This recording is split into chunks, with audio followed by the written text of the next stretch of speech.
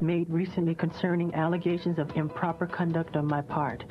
These statements about me are totally false.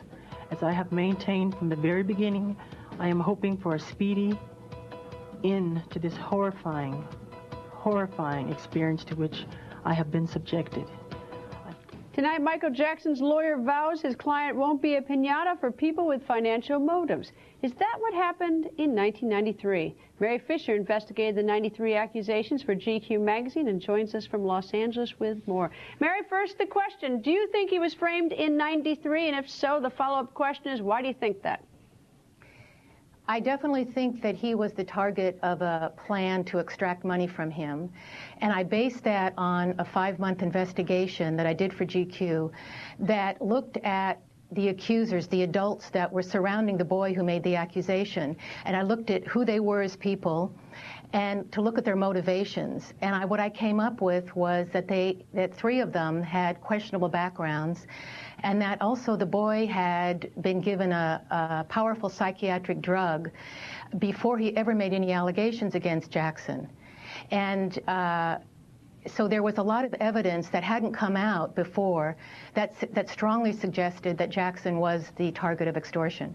Mary, was there any evidence at all that other than the boy and his family had ever seen anything to suggest a criminal activity about Michael Jackson? I mean, if you strip away the accusations from the one family that settled civilly, anybody else back them up?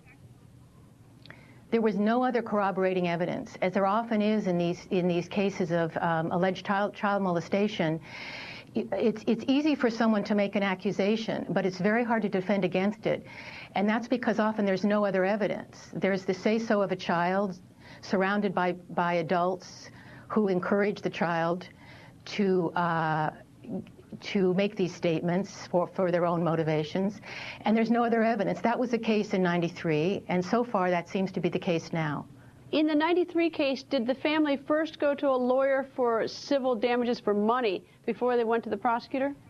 That's exactly right. The interesting thing is, if the parents of the first boy had genuinely believed that their son had been sexually molested by Jackson, you would think the first thing they would think to do would be go to the police. But they didn't do that.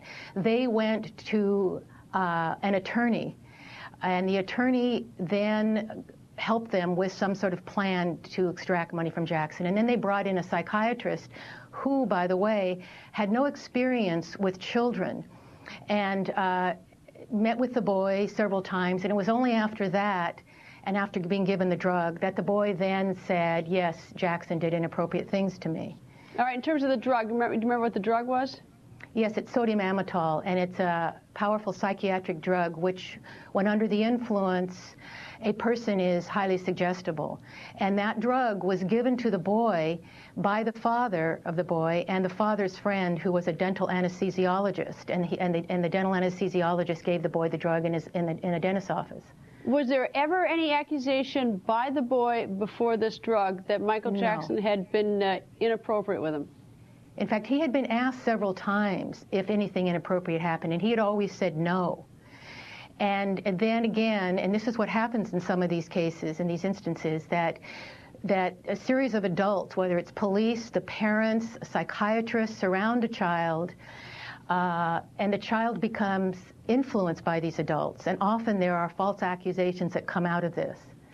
All right, this family, I mean, the mother and father are not married, right? There was also that element to it, that the family was falling apart. Exactly right. In the first case, the parents were involved in a bitter custody and divorce battle. Also what happened is that Jackson had befriended the father and the boy and then got busy, moved on, and the father was disgruntled about the fact that Jackson was no longer as close to him as he had once been. That seems to be a parallel in this new case. And also in this new case, the fact that the parents did not take the boy or call the police, but they took him to a lawyer, a civil lawyer. And the lawyers, is there any parity or similarity? Any lawyers from the 93 case hovering around this new case? Well, the civil lawyer for the boy in the first case is also the attorney who the parents, the mother of this current boy took him to. So that's in common. All right, and so what has happened to the family? Any quick update where he's now a young man, was a boy back then, 93. What's he up to? You know, I haven't really kept on top of it. I understand he's living in the East Coast. I guess he's 22 years old, in college, but I don't know where. And to me, there's so many similarities with the old case and this current case that it's really important to reserve judgment before anybody comes to a conclusion about guilt or innocence here. All right, Mary, thank you very much for joining us. You're welcome. Thank you.